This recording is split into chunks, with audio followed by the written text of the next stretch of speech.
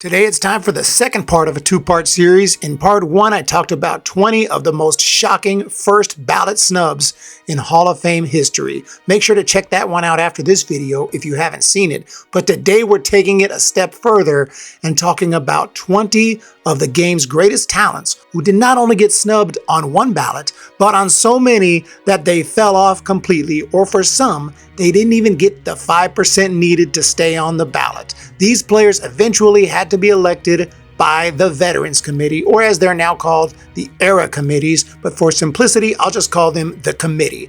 I'm not a fan of the current system in that the BBWAA have all the power in selecting who gets in the Hall of Fame throughout the first 10 to 15 years of a player's retirement. But I am glad that there's a second chance for these players with the committee, although oftentimes by the time a player gets elected, he's already passed away and never got to know that he would be a Hall of Famer. Starting in 1962, a player could be on the ballot for 15 years and needed 75% of the vote to get elected. And beginning in 79, if a player didn't reach 5%, they would fall off the ballot. Then in 2014, the eligibility time was cut down to 10 years, possibly a preemptive move to get Bonds and Clemens off the ballot before younger voters might elect them. But this had a massive effect on so many other players, and now guys like Andrew Jones and Andy Pettitte are facing the possibility of falling off the ballot within a couple years. And one of the greatest power-hitting second basemen of all time, Jeff Kent, fell off the ballot in 2023. And once a player falls off the ballot, there's no telling when or if they'll end up on a committee ballot. I've made so many snubs videos already mentioning greats like Don Mattingly, Lou Whitaker, and Keith Hernandez who are still waiting to get in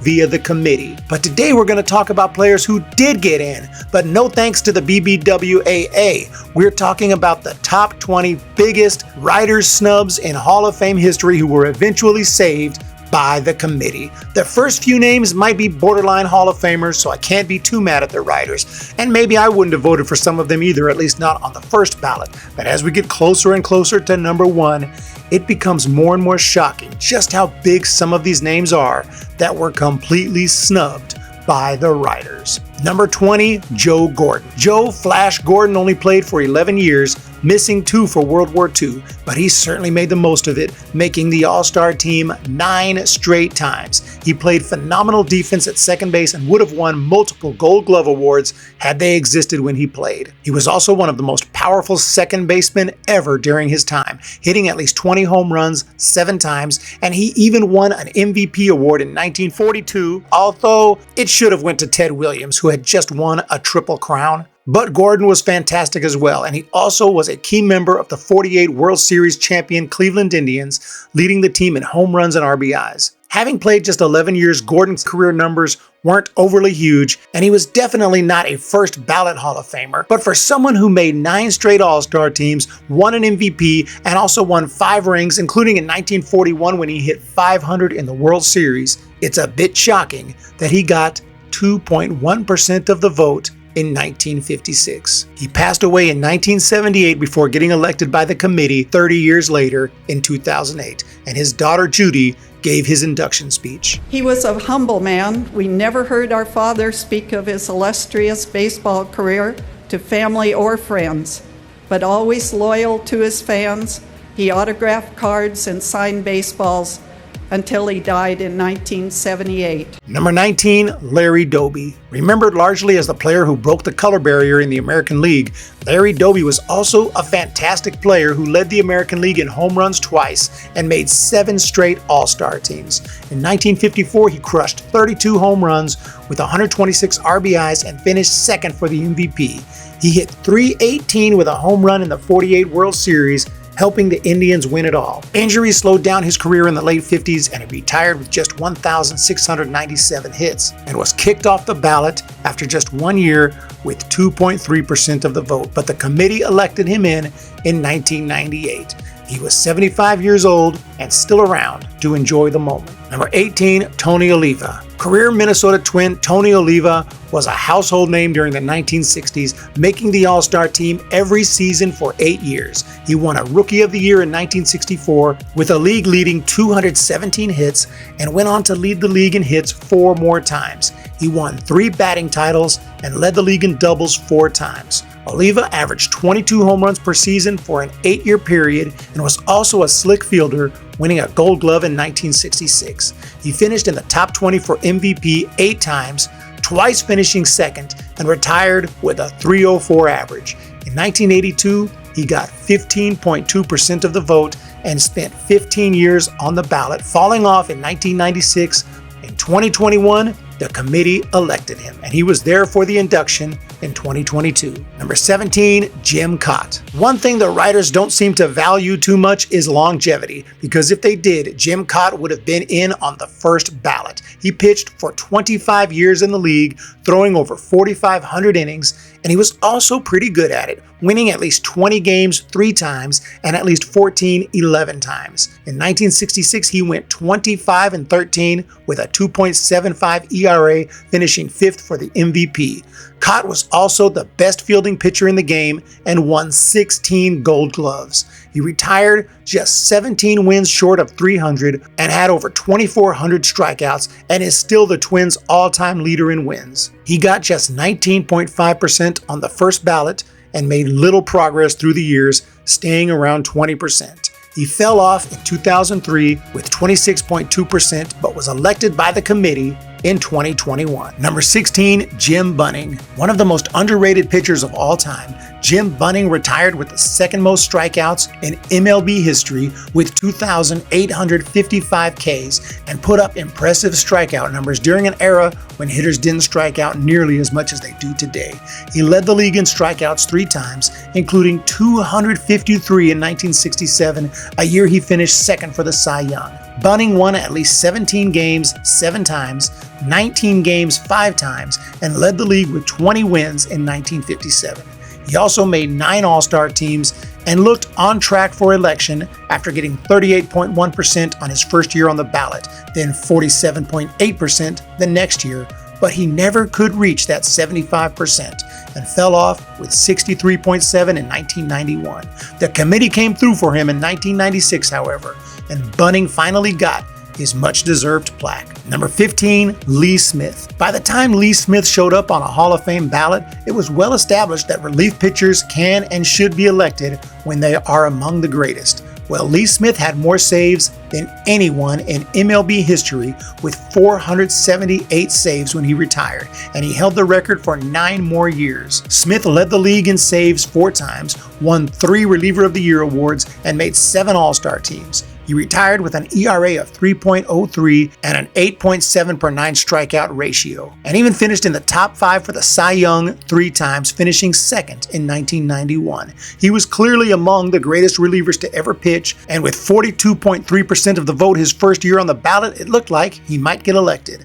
Unfortunately, he got even less over the years and fell off with just 34.2% in 2017. The committee was swift to correct the mistake and elected Smith the following year. Number 14, Dave Parker. Cobra, a 7-time All-Star, was one of the most feared hitters in the league for years and was elite defensively as well, winning 3 straight Gold Gloves, using his powerful arm to throw out 143 runners in his career. He also won back-to-back batting titles, an MVP in 1978, and hit .333 in the 79 NLCS, then .345 in the World Series, leading Pittsburgh to a World Championship. Parker had more big seasons in the 80s, including 1985 when he smashed 34 homers for the Reds.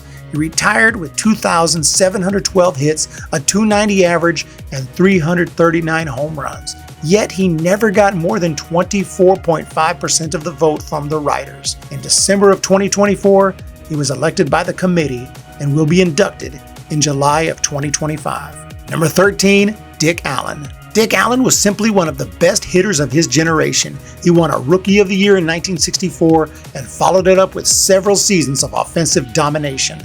Allen won an MVP award in 1972 after hitting .307 with 37 home runs and 113 driven in. He was a 7-time All-Star with 9 seasons of at least 85 RBIs and 10 of at least 20 home runs. He retired with 351 homers, 1,848 hits, and a .292 batting average. And from 1964 to 1974, he had the best OPS in baseball. Unfortunately, Allen was not too popular with the writers, and they completely snubbed him in 1983, his first year on the ballot, with a pitiful 3.7% of the vote. Even the committee failed to elect him 6 times until after his death in 2020. He was finally elected in 2024. Number 12, Chuck Klein. A somewhat forgotten but great player from the 20s and 30s was Chuck Klein, who led the National League in home runs 4 times.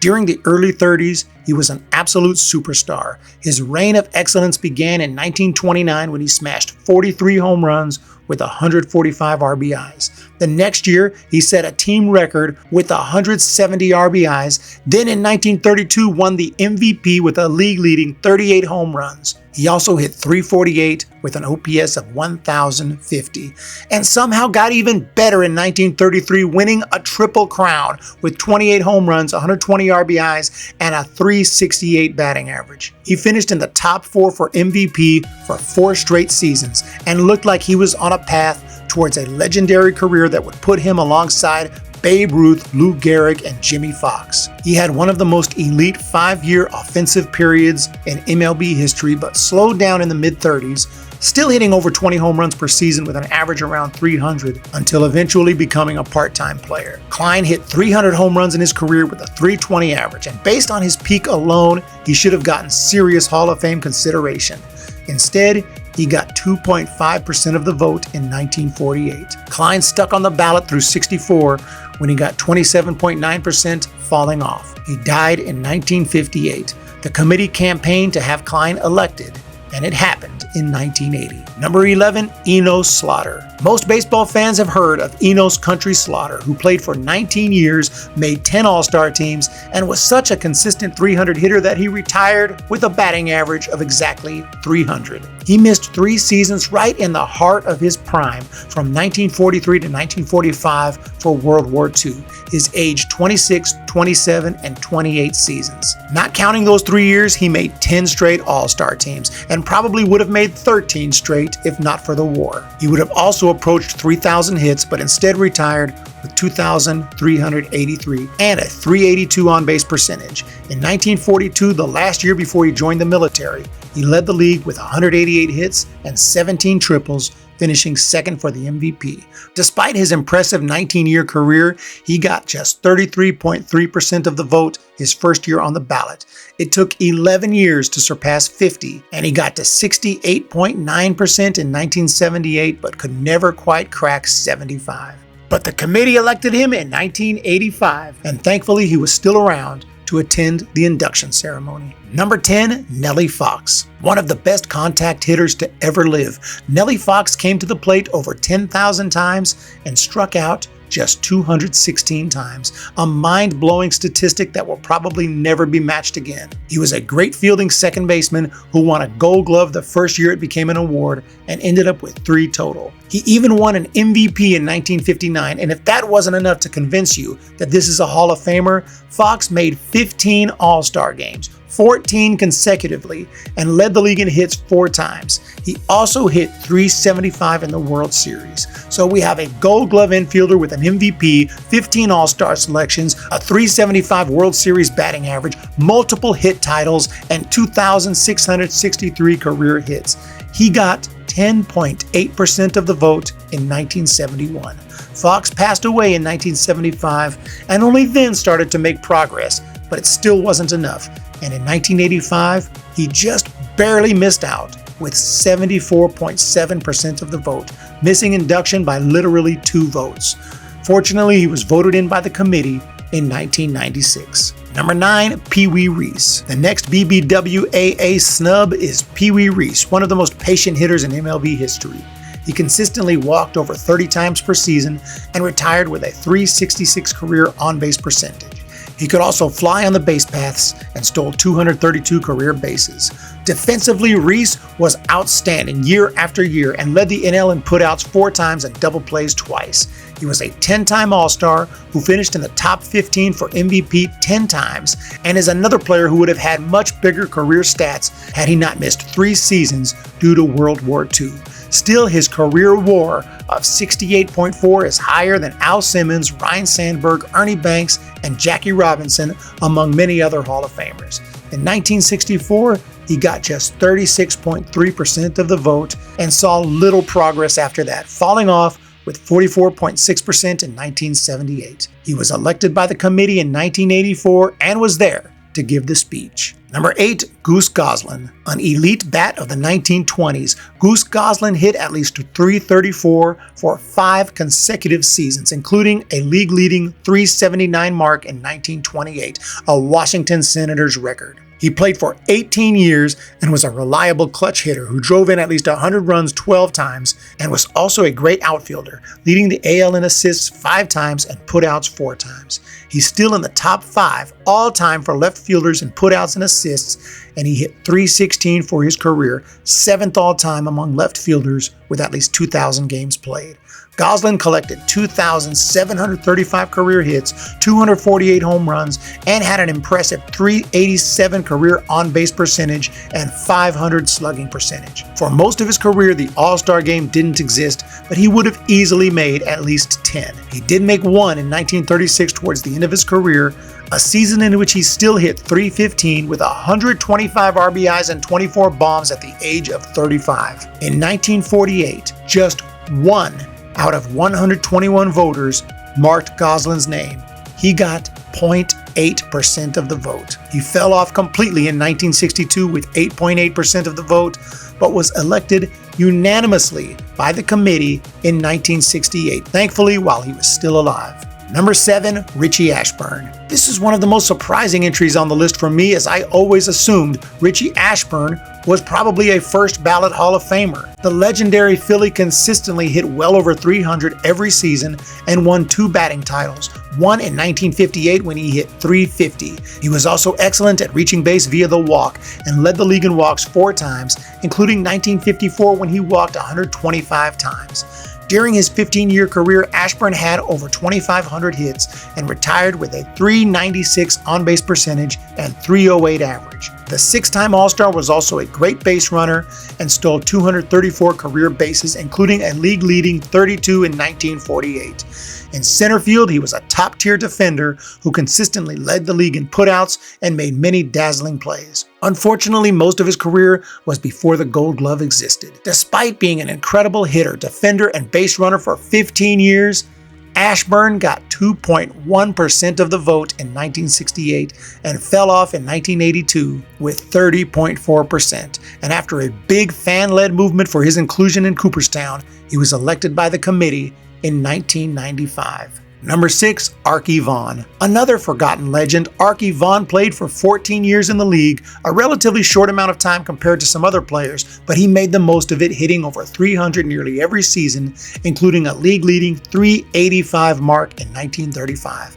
That season, he led the league in average, on-base percentage, slugging, and OPS. He was an on-base machine as well and would get on base however possible, even if it meant by a walk or hit by pitch. His career on-base percentage was .406, and he led the league in walks 3 times. He could also steal a base and led the league with 20 steals in 1943, retiring with 118 total swipes. Vaughan made 9 All-Star teams and retired as an all-time great shortstop, but got denied by the writers with 0.8% of the vote in 1954. Out of 252 voters, 2 checked his name. Vaughan was not elected until 1985 by the Veterans Committee, long after his death. Number 5, Hack Wilson. Some Hall of Famers get in by compiling numbers over a long period of time, but others get in for an insane peak. Hack Wilson was a peak guy. He played for just 12 years, but for a 5-year period, no one was better, and he lit the entire league on fire, driving in well over 100 runs each season with extreme power, only seen at that time from Babe Ruth. He led the league in homers in 4 of 5 seasons, and in 1929 crushed 39 bombs with a league-leading 159 RBIs. Then in 1930, he had a season for the ages, putting up video game numbers before video games existed. He set a still-standing MLB record with 191 RBIs while smashing 56 home runs. Wilson also led the league in walks with 105 and, not surprisingly, took home the MVP award. After that 5-year period, he was still more than serviceable, such as in 1923 when he hit 23 bombs with a .297 average, and he retired with an average of .307. Hack Wilson struggled with alcohol and misbehavior, and this contributed to his eventual downfall and early death. But just for that incredible peak, added to the fact that he still put in 12 years, Hack Wilson definitely deserved a plaque in Cooperstown, but the writers disagreed, and in 1942, one voter out of 233 marked Hack Wilson's name, giving him an embarrassing 0.4% of the vote. He died in 1948, probably without the slightest belief that he would ever be a Hall of Famer, but the committee elected Hack Wilson in 1979. Number 4, Orlando Cepeda. San Francisco Giants legend Orlando Cepeda has a name that jumps off the page for me as an obvious Hall of Famer, but I am a biased Giants fan. Nevertheless, this is a player with an incredible resume that includes a Rookie of the Year, MVP, 11 All-Star selections, and a 1967 World Series ring. Cepeda became an instant star in 1958 when he hit .312 with 25 bombs and continued to get better, leading to a monster 1961 season in which he led the league with 46 homers and 142 RBIs, finishing second for the MVP. It wasn't until 1967 with the Cardinals that he won the award, with another huge year in which he led the league with 111 RBIs and was a key member of the World Series Championship Cardinals club. He seemed to be an obvious Hall of Famer, but had some legal troubles after retirement with a marijuana possession arrest. That certainly impacted his Hall of Fame support. In 1980, he got 12.5% of the vote.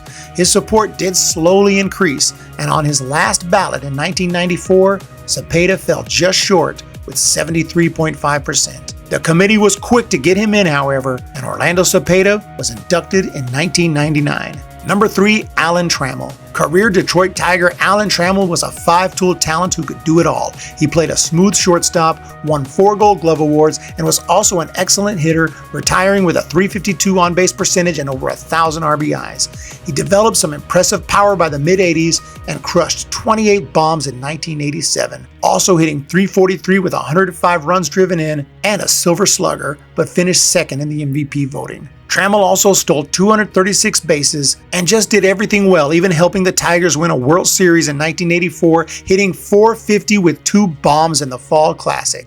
But he was completely snubbed on the Hall of Fame ballot with 15.7% in 2002.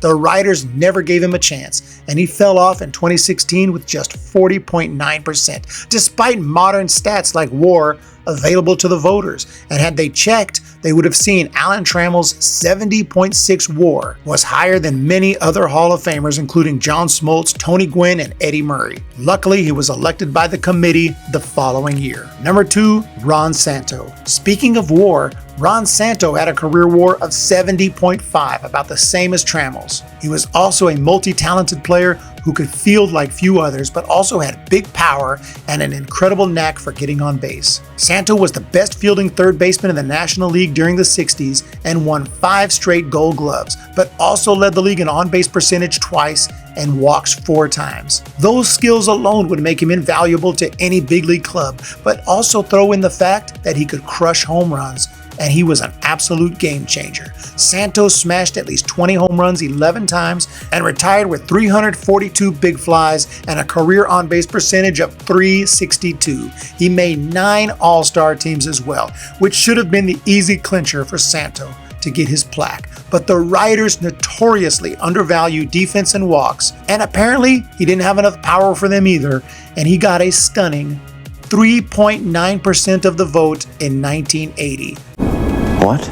Just 15 votes out of 385 ballots, an almost unbelievable number, booting him right off the ballot. Santo passed away in 2010 and never knew that he was a Hall of Famer, as he wasn't elected until 2012 when the committee voted for him at a 93.8% rate. Santo should have been elected while he was still with us. You blew it! Number 1, Fred McGriff. But my number 1 favorite and best committee Hall of Famer has to be the crime dog Fred McGriff, who I assumed was going to get in on the first ballot when he retired in 2004. I thought the writers would give him huge credit for playing right in the middle of the steroid era, but staying clean. But did he get rewarded for hitting 493 home runs with a .284 career average while resisting the temptation to roid up? Not even close. Had he hit just 7 more homers, McGriff would have probably gotten in on the first ballot with the magic 500. And if there was no strike in '94, he would have easily done this. McGriff consistently hit 30-plus home runs and 100-plus RBIs year after year after year. He finished his career with huge numbers, including 2,490 hits and 1,550 RBIs. Not one player who isn't connected to steroids hit more home runs or drove in more runs during the 90s than McGriff. He also hit .303 with 10 bombs and 37 RBIs in the postseason, helping the Braves win it all in 1995. And he was a class act, great with the fans, polite with the media, and never seemed to have an enemy. Yet Fred McGriff got 21.5% of the vote in 2010, a shocking number. But I was confident that that number would rise the next year. But in 2011, it dropped to 17.9%. What the hell is happening right now? In 2014, it was down to 11.7%. Just 67 voters out of 571 checked McGriff's name. Needless to say, he eventually fell off the ballot and became my number 1 Hall of Fame snub of all time until finally in 2022, the committee unanimously elected the crime dog to the Hall of Fame. It's one thing if the writers don't vote for steroid-connected players, although they will if they like them. But when they also snub clean players who were elite for over 15 years competing with steroid players, that's when I really believe this entire system needs to be dismantled. But tell me what you all think about some of these players who were completely snubbed by the writers. And yes, some of them were borderline, but others like McGriff, Trammell, Cepeda, Vaughan, and Santo are clearly deserving, yet the writers denied them every time. Put your thoughts below. I appreciate you all checking out this video series. Later on, maybe I'll do a third part. The best players who fell off the ballot their first year, failing to get even 5%. Let me know how that sounds, and if you like it, I'll do it. Thanks again for checking out today's video on the best Veterans Committee Hall of Famers, and we'll talk to y'all in the next one.